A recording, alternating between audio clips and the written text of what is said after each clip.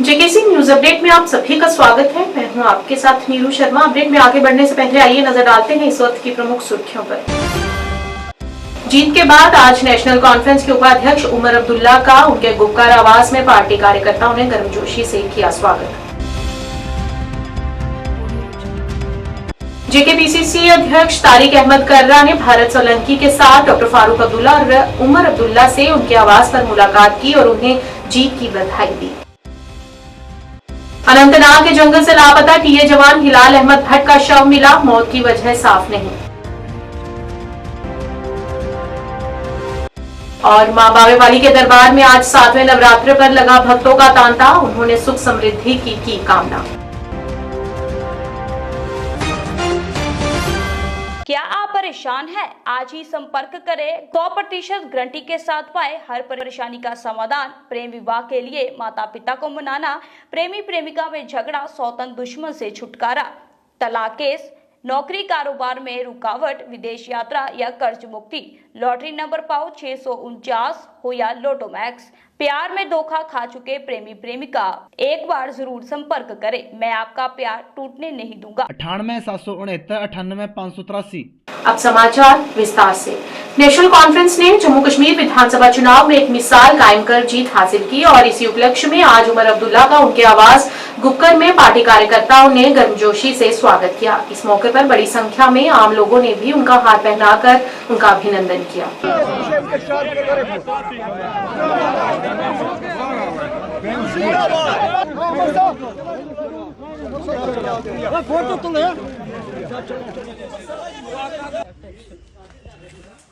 और वहीं उमर अब्दुल्ला ने आज मीडिया कर्मियों से बातचीत की और कहा कि आम लोगों के लिए हमारी ओर से सभी के लिए दरवाजे खोल दिए गए हैं। उन्होंने कहा कि हमने उन लोगों से जो प्रतिबद्धता जताई है हम उस पर कायम हैं और उनके साथ किए तमाम वादों पर काम करेंगे। हमारी पहली प्राथमिकता राज्य का दर्जा बहाल करने के लिए लड़ना है। Will be a government for every single individual of Jammu and Kashmir, regardless of who they voted for or whether they voted at all. And in that, special emphasis will be placed on giving a sense of ownership and a voice within the government to those areas from where MLAs in this coalition will be less in number. How many independent candidates have approached national conference so far and when do you expect the आप government? क्यों हमसे ये बात करवा रहे हो? अब मैं आपको नंबर दूंगा, कल को उनको बुलाया जाएगा, तंग किया जाएगा। मैं सिर्फ इतना ही कहूँगा कि एक आध ने हमसे बात की है, हमारी बातचीत उनसे जारी है और जब वो आएंगे तो हम आपसे वो बात छुपा तो रख नहीं पाएंगे। When do we expect the government formation? How many First and foremost, wait for the legislative party meeting, which will take place tomorrow. Subsequent to the legislative party meeting, there will obviously be the alliance meeting. It will determine the leader of the alliance. The leader of the alliance will then, I assume, take letters of support, go to Raj Bhavan, stake a claim and request the LG to fix a date for the swearing in. But I would like that to happen as soon as possible because we've been without an elected government since 2018. Time has come that we get back to work. So the legislative party meeting will be held tomorrow? Inshallah tomorrow. Farooq Saab said that you will be the CM. I am very grateful for the confidence that he has reposed in me. But that decision is of the legislators to make. It is a decision of the alliance to make. I love my father dearly and I'm very grateful for the support that he has shown me yesterday. But finally, the say has to be of the legislators, and I'm always one to do things by the rules and by the book. This is how the procedure that has to be followed, and that's what will be done. But if you become the chief minister, what would be your top If and but priority? I don't. when? You know me. I don't give categorical answers to hypothetical questions. Whichever chief minister is sworn in the next few days, obviously there will be two sets of priorities. One is legislative, which will be determined by the members of the Legislative Assembly when the session is called. But the other is government related.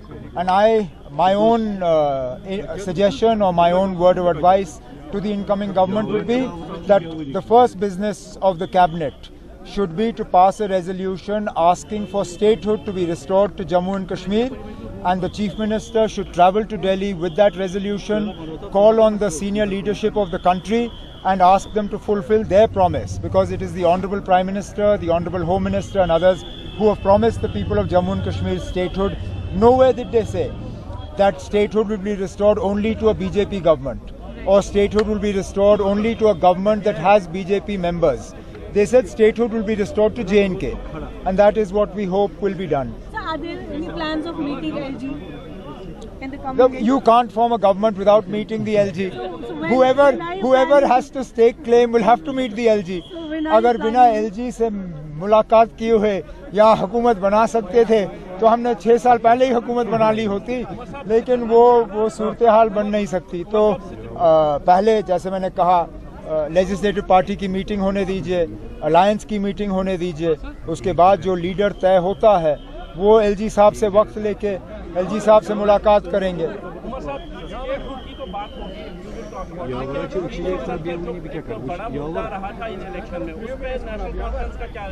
मतलब हमारा सियासी मौक़िफ़ बदलेगा नहीं। हमने कभी ये नहीं कहा कि हम 370 पे खामोश रहेंगे या 370 हमारे लिए अब मुद्दा रहा नहीं, लेकिन हम लोगों को बेवकूफ़ बनाने के लिए भी तैयार नहीं है। मैंने बार बार आप लोगों से कहा है इस इलेक्शन से पहले भी कि उन लोगों से उम्मीद करना जिन लोगों ने 370 हमसे लिया कि हम उन्हीं से वापस हासिल करेंगे, वो बेवकूफ़ी है, वो लोगों को धोखा देने के बराबर है। हम लोगों को धोखा देने के लिए तैयार नहीं है, लेकिन इस मुद्दे को हम जिंदा रखेंगे, इस पे हम बात करते रहेंगे और ये उम्मीद करेंगे कि आज नहीं तो कल मुल्क में हुकूमत बदलेगी, निज़ाम बदल जाएगा, ऐसी हुकूमत आएगी जिसके साथ हम बैठ के इस मुद्दे पे बात कर सकेंगे और कुछ ना कुछ जम्मू कश्मीर के लिए हासिल कर सकेंगे। ये मतलब ये नेशनल कॉन्फ्रेंस की हमेशा से हमारा ये रहा है लाएअमल और आगे भी यही रहेगा। जम्मू कश्मीर प्रदेश कांग्रेस कमेटी के प्रमुख तारिक अहमद कर्रा ने आज विधानसभा चुनावों में नेशनल कॉन्फ्रेंस के क्लीन स्वीप के लिए कांग्रेस पार्टी की ओर से बधाई देने के लिए अब्दुल्ला परिवार का दौरा किया। उन्होंने कहा कि भविष्य में एनसी और कांग्रेस नेतृत्व के साथ अनुच्छेद 370 जैसे विवादास्पद मुद्दों पर चर्चा होगी। कर्रा ने अब्दुल्ला के गुपकर निवास के बाहर संवाददाताओं से बात करते हुए कहा कि कर्रा ने एक अन्य सवाल के अनुच्छेद 370 पर कांग्रेस का क्या रुख है का जवाब देते हुए कहा कि ये विवादास्पद मुद्दे हैं और भविष्य में इस पर चर्चा की जाएगी। उन्होंने कहा पहले एनसी की एलपी होनी चाहिए, उसके बाद अलायंस की बैठक भी होगी। इससे पहले उमर अब्दुल्ला ने कहा था कि कल एलपी और अलायंस की बैठक के बाद भी अगले कुछ दिनों में राजभवन जाकर सरकार बनाने का दावा पेश करेंगे। जी के साथ यहाँ डॉक्टर फारूक साहब को और उमर साहब को फॉर्मल तरीके से मुबारकबाद कहने आए थे। इसके बियॉन्ड अभी कोई बात नहीं है। वो जैसा कि कल उमर साहब ने कहा है कि उनकी फॉर्मल तरीके से जो लेजिस्लेचर पार्टी की मीटिंग होगी उसके बाद वो अलायंस पार्टनर्स से बात करेंगे। तो लेट दैट हैपन। पहले इनकी लेजिस्लेचर पार्टी की मीटिंग होगी, उसके बाद वो हमसे जो भी मामलात हैं कि फॉर्मेशन के बारे में लेटर ऑफ सपोर्ट है और वो उसके बाद होगा। तो आज हम सिर्फ और सिर्फ फॉर्मल तरीके से सोलंकी जी के साथ यहाँ उनको मुबारकबाद देने आए थे। तो क्या गवर्नमेंट फॉर्मेशन को लेकर कोई बातचीत हुई है? मैं कह रहा हूँ कि अभी कोई ऐसी बात नहीं हुई है।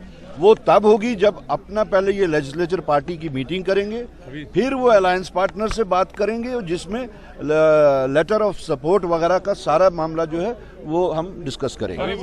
अभी सिर्फ मुंह मीठा हुआ है। नॉमिनेट किए गए हैं, आपको लगता है कि सॉरी जो 5 एमएलए नॉमिनेट किए गए हैं एलजी की तरफ से, आपको लगता है कि उससे आपको थोड़ी दिक्कत हो सकती है? देखिए, सबसे पहले तो मैं काफ़ी देर से ये मेंटेन करता आया हूँ कि this is unconstitutional and undemocratic, और उसके बाद में हमने एक कार्रवाई शुरू की है।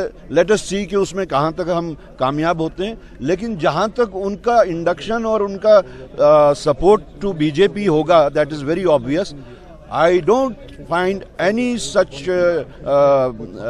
Problem arising due to that. Thank you sir, thank you. Nowshera से भारतीय जनता पार्टी को बड़ी मात देते हुए नेशनल कॉन्फ्रेंस के उम्मीदवार सुरेंद्र चौधरी ने अपनी जीत का सारा श्रेय जनता को दिया। उन्होंने कहा कि नौशहरा के लोगों ने धारा 370 का खंडन करते हुए भाजपा को नकार दिया और नेशनल कॉन्फ्रेंस को वोट किया, क्योंकि लोग अब दोगलेपन से अच्छे से वाकिफ हो चुके हैं। जम्मू कश्मीर के लोग धारा 370 टूटने के सख्त खिलाफ हैं। ऐसा उन्होंने अपने मतदान के माध्यम से भाजपा को जवाब देकर बता दिया है। ये बड़ा चेहरा कौन सा था? ये मीडिया का बनाया हुआ बड़ा चेहरा था, लोगों का बनाया नहीं था। जम्मू कश्मीर का बनाया हुआ चेहरा नहीं था। अगर जम्मू कश्मीर का बनाया हुआ चेहरा था तो आज नौशहरा में कैसे हार गया? जिस बीजेपी के इस प्रदेश शक्ति ने ये कहा कि 370 तोड़ना और स्टेट को तोड़ना और यूटी बनाना ये सही फैसला था, आज नौशहरा के लोगों ने दिखा दिया ये जम्मू कश्मीर का सही फैसला नहीं था। जम्मू कश्मीर के लोगों ने इस फैसले को नहीं माना था, क्योंकि आज बिहार अगर स्पेशल स्टेटस मांग रहा है तो हमारे पास तो पहले स्पेशल स्टेटस था। ये स्पेशल स्टेटस कोई उग्रवादियों का स्पेशल स्टेटस नहीं था, हमें किसी पार्टी ने नहीं दिया था, हमें महाराजा हरि सिंह ने दिया था। ये स्टेट जो आपने तोड़ी, यूटी बनाई, हमने हमेशा देखा यूटी से स्टेट बनते हुए, लेकिन आपने स्टेट तोड़ के यूटी बनाई। आज बीजेपी की हार, ये यहाँ बीजेपी का प्रदेश अध्यक्ष हारने की वजह यह है, बेशक 4 लोग वहाँ से जम्मू से जीत जाएं, लेकिन अमूमन जो प्रदेश अध्यक्ष हारा है, जो हमेशा बड़ी बड़ी बातें करता था, आज उसकी हार, ये उसकी हार दिखलाती है कि जम्मू कश्मीर में जो भी फैसले यहाँ पे लिए गए वो जम्मू कश्मीर के विरोध में थे, हमारे बेरोजगार बच्चों के बेरोजगार में थे, हमारे बेरोजगार बच्चों के खिलाफ थे, हमारे किसानों के खिलाफ थे, हमारे छोटे व्यापारियों के खिलाफ थे। इसलिए ये जो फैसला आज जो हार हुई है, ये बीजेपी का 370 तोड़ना और स्टेट को तोड़ के यूटी बनाना, उसके खिलाफ एक रेफरेंडम है। इतनी उम्मीद थी जितना प्यार लोगों की तरफ से मिला जनाब, जहां पे पूरी एडमिनिस्ट्रेशन साथ दे रही हो नौशहरा के अंदर, आपका डीआईजी, आपका एसएसपी, आपका डीसी, आपके जितना भी पुलिस अमला जमला था यहाँ नौशहरा में, जो पूरा अमला जमला था, पूरा का पूरा वहाँ पे बीजेपी को जिताने में लगा था। सुरेंद्र चौधरी के लोगों ने उनके खिलाफ जाके यहाँ पे ऐसी इनकी गाड़ियों में सब कुछ हुआ है, पुलिस की गाड़ियों में हुआ है, वहाँ के एसएचओ की गाड़ियों में हुआ है, ये जो कुछ हुआ है उसके बावजूद भी नौशहरा के लोगों ने जीत दिलाई है। वहाँ पे मैं अपने लोगों का आभारी हूँ, मैं अपने माँ बाप का आभारी हूँ, मैं उस माता रानी का आभारी हूँ, मैं उस वाहिगुरु का आभारी हूँ, उस अल्लाह का आभारी हूँ जिन्होंने मुझे जिताया। मैं अपने उन गरीब लोगों का आभारी हूँ जिन्होंने इनके पैसे और शराब को दुत्कार दिया और सुरेंद्र को चौधरी जी को जिता दिया। गाना बड़ा पॉपुलर हुआ था, वो गाना सुनना चाहेंगे आपसे हम। वो गाना तो आपको पता ही है, आपसे सुनना चाहेंगे। गड्डी जावे पुंछ रजौरी मैं तक्का चोरी चोरी ओ नारो बावला ओ नारो बावला। दक्षिण कश्मीर के अनंतनाग जिले के कुकरनाग क्षेत्र के उतरूसू जंगल से लापता टेरिटोरियल आर्मी के जवान हिलाल अहमद भट्ट का शव बरामद कर लिया गया है। पुलिस और सेना ने आज सुबह बड़े पैमाने पर तलाशी अभियान चलाया। जवान हिलाल अहमद भट्ट, जो मुकेंदपुरा नौगाम का निवासी था, मंगलवार शाम से लापता हो गया। बुधवार सुबह एक व्यापक सर्च ऑपरेशन शुरू किया गया। इस सर्च ऑपरेशन में भारतीय सेना, जम्मू कश्मीर पुलिस और अन्य सुरक्षा एजेंसियां शामिल रही, जिनके प्रयास के बाद शव को बरामद कर लिया गया।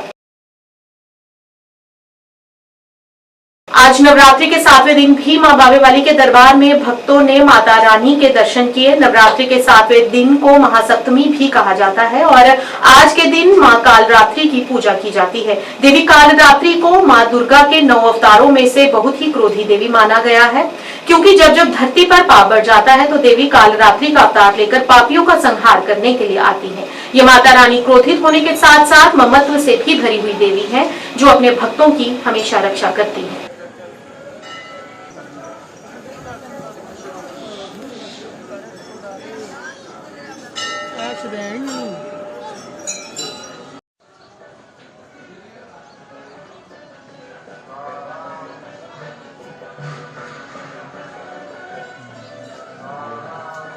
रास्ता दे दो, रास्ता दे दो।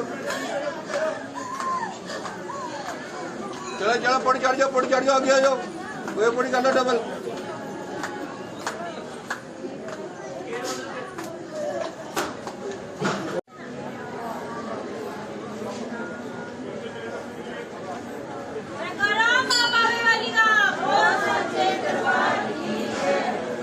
न्यूज अपडेट के आज के इस अंक में इतना ही। नया अंक लेकर फिर हाजिर होंगे, तब तक के लिए दीजिए इजाजत। नमस्कार।